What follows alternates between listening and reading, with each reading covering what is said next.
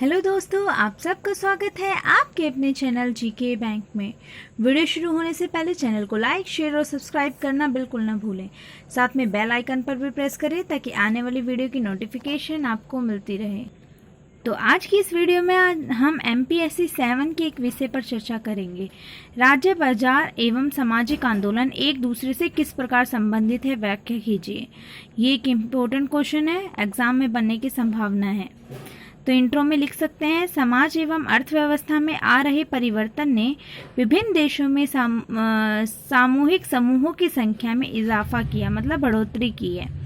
उनका उदय भूमंडलीकरण के इस नए समय में राज्य एवं बाजार की परिवर्तित होती हुई स्थितियों के साथ हुआ है। स्वतंत्रता के बाद पहले 20 सालों तक राज्य समस्त जन कल्याण संबंधी कार्यों में प्रमुख भूमिका में था। विकास के नेहरू महालनोबिस मॉडल ने भी राज्य की सशक्त भूमिका पर बल देते हुए देश के सर्वांगीण विकास का लक्ष्य अपने सामने रखा।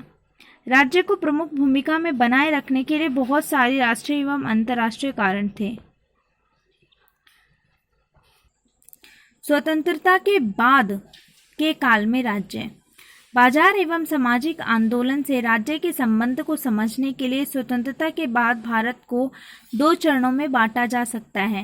पहला 90 का दशक तथा 90 के पहले का चरण तथा दूसरा वर्तमान उदारीकृत स्वरूप से पहले का दौर तथा उसकी समाप्ति का दौर। स्वतंत्रता के बाद प्रथम 2 दशक तक राज्य विकास परियोजनाओं का मुख्य कार्यधर्ता रहा।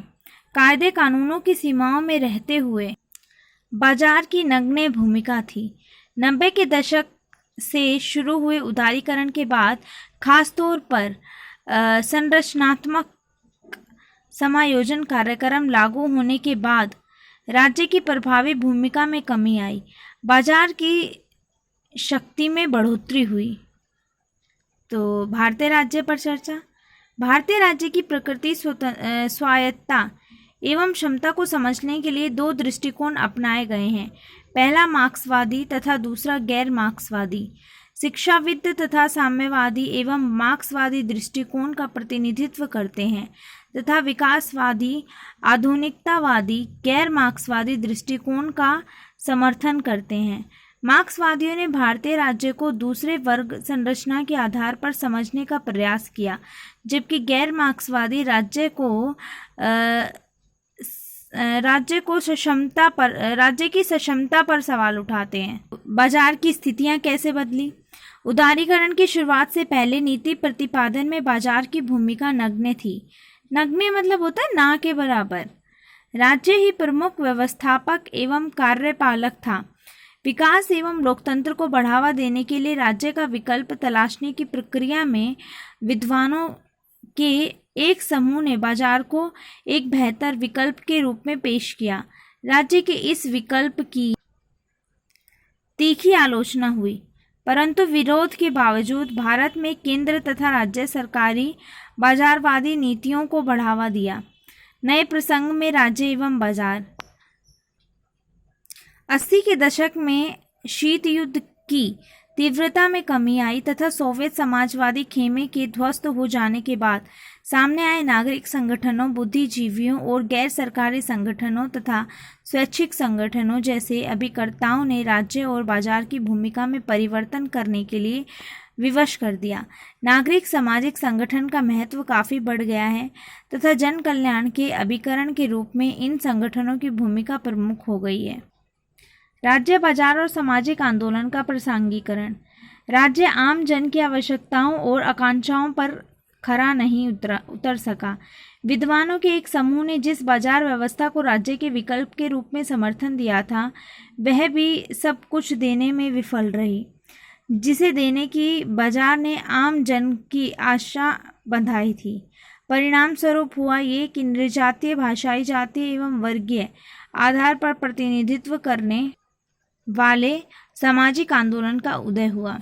और इस क्वेश्चन के निष्कर्ष में हम लिख सकते हैं कि देखो, राज्य एवं बाजार दोनों की स्थितियां तथा संबंधों पर चर्चा के बाद हम इस निष्कर्ष पर पहुंचते हैं कि दोनों की स्थिति तथा उतार चढ़ाव भरा रहा है।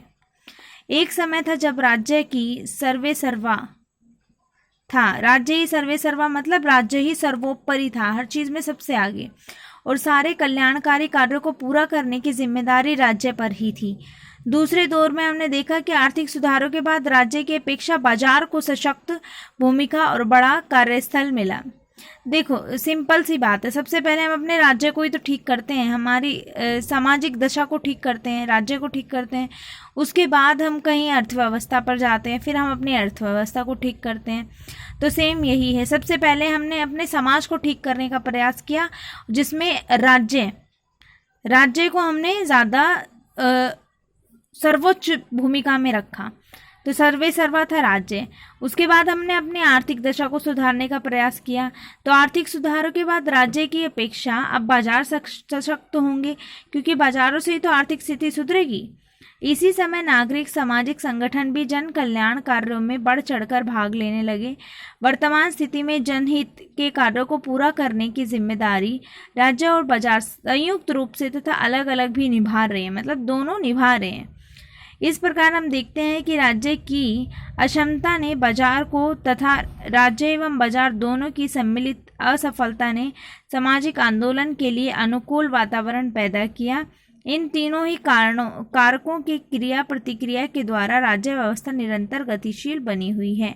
आज की वीडियो में इतना ही। देखते रहें जीके बैंक। नमस्कार।